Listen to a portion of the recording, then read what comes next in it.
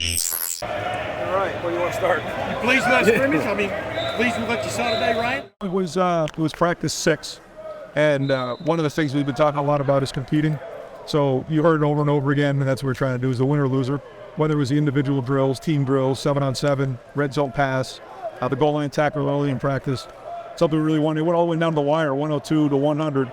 That's what we're trying to do. The guys were into it, and we'll look at the film and see about the execution. But I thought overall the effort was there. Competitive nature was there. Who won the day? It was 102 to 100 the offense. Went all the way down the wire. Even at the end there, we go attack. We do take out some guys. You didn't see Marvin down there. You didn't see a couple of those guys. But it's the idea is the competition. And so I thought that was well done. You see the offensive line is starting to take shape. I got to look to see. It's still, our first 2 practices really don't count because they're not pads. So when we came off of spring break, we went Tuesday, Thursday, and this is Saturday. So it's really our 3rd day. I thought the defensive line got some sacks early on, kind of got after it. So I don't know. We'll have to see. I think there's, when you say the offensive line, you're talking about all 5. I don't think we've quite found all 5 just quite yet. In terms of first, Elizabeth, he was their peer, right? It's To be where he is, we've competed. There's been good progress there. I think you can see it. When you don't notice the center, that's a good thing. Again, still just, early on, not even have Richard's free practice, but he's done a bright spot so far. He's one guy too positive, says. Competitiveness, yeah. Both of those guys have competed. They'd shown up for practice right for the first R40. Ryan, you talked about you had some of the veteran skill guys out there at the end. Are you, again, Carnell, Jelani, guys like that? Are you just trying to see how young guys respond in moments? That's exactly it. And trying to create somewhat of an atmosphere that is competitive. Because when you're in here and there's nobody inside and it's quiet, that's a whole different experience of being in the shoe on game day.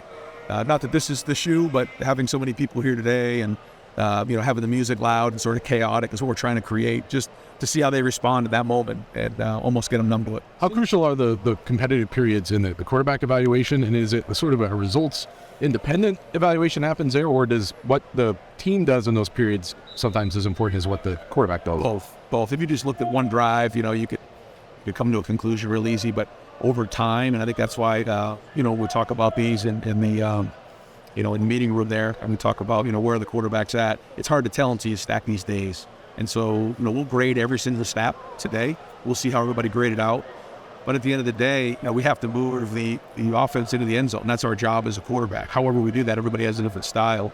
But that leadership, means a lot. Now, one practice is one practice. Can you learn and grow from it? I learned just the other day that the brain doesn't grow from success. It grows from failure. So, there was a lot of failure on this field today. So who can grow from that and build? And we'll see. But I thought, there's a lot of film to look at. The guys moving down the field, especially in the second half of the scrimmage. But a lot of football left here this spring. Well, it looked like Alpha Ord came alive there the last portion of this scrimmage. Do you agree? I mean, I'm not trying to get you to signal out, but I thought he had some good plays. I thought better in the second half. Yeah, especially when we got that ball to midfield early on. It was just okay, I think. But again, it's hard to tell. We've got to look at the film. But he certainly flashed there at the end, like you said. Had some energy about him, had some leadership. And I think the whole offense was feeding off of that. What's your Jelani Thurman 101? He's coming right at you. What do you do?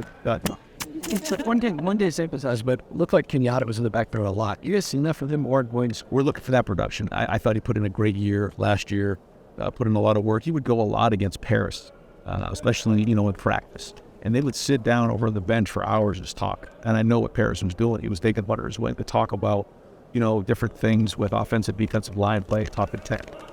And so now I think we're starting to see that he had a really good offseason, put a lot of weight on. Now we're trying to see that production. It looked like he was in the backfield a lot. It's hard for the D-line. That's why I try to give the benefit of the doubt with those sacks, because the quarterback's not live, because they can't really push the pocket. Coach Johnson does a great job of that because we want to keep those guys off the quarterback. But they competed today. Do you love seeing that from your defensive ends? Paulson, it's got to be a little concern. It's also your time, because how do you? Yeah, it's the same thing. Yeah, it's like that all the time. Then you want to get excited about something, you turn to the other side, and you're upset about it. So there a guy today just flashed, though. I know you don't like to send you guys out, Ryan, but did anybody catch your eye like, got to keep this guy in mind? Nobody just jumped out. I mean, I think there's some flashes, but you see, I really liked how the defensive line worked through the whole practice, though. I think Tyleek and Mike and all the guys up front, even late into the scrimmage, were right in there, grind, and Mike got through right there on that one that I know the offense didn't like him calling it a sack, but he got through free. He probably would have turned, made the tackle, and he kind of veered away from the quarterback. But I thought those guys grinded. I think we need to continue to see that out of the defensive line because, man, they could flash, but the name of the game is continually doing over and over and over again. They build that callous up. You mentioned mistakes being made. It's easy to see it in the secondary, but what do you like the way they respond? They said, Rouse, they got beat, come back and make play. I think they got their hands on some ball, especially in the third down period. I think got beat in a double move right there coming out on the 50-yard line. Overall, I think the secondary has definitely challenged more of the throws, and so that's been encouraging. Kind of did Bauer this I am make sure this doing well at the pro day, maybe cut down fit today. Just what kind of growth of these teams? I mean, if anybody is ready. I think he has to, right? I mean, this is it for JB. He knows that this is his time. Came in with some really talented guys, but he's talented too. He can see his speed. You can see his change direction.